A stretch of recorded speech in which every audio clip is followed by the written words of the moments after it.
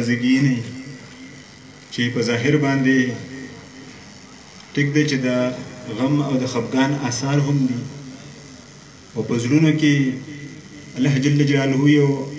عجیبه ذات دی چې مرجل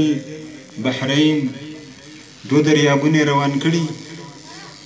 او داسې دریابونه چې د دې په منځ کې د یو بل سره اختلاط نه راځي دا اوبه د هغې سره نه لګي او دا د دې سره نه لګي او دواړه یې جاري او ساري لري په دغه یو زړه کې یو طرف ته ډېر خفګان او ډېر غم دی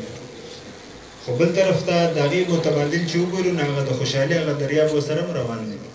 الله جل جلاله هغه خوشحالیان یې هم جاري او ساري لرلي دي الحمدلله نو د میلمنو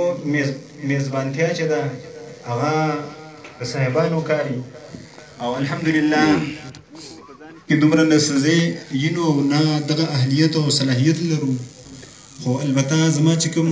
ورونه صاحبان دي کشران جناب مولانا امیر محمد صاحب مولانا سلطان محمد صاحب مولانا انوار محمد صاحب الحمدلله د هغوی په دې کارکردګۍ باندې ټیک د انسان دی او خامخا خبرې اترې راځي خو الله تعالی دې موږ ټول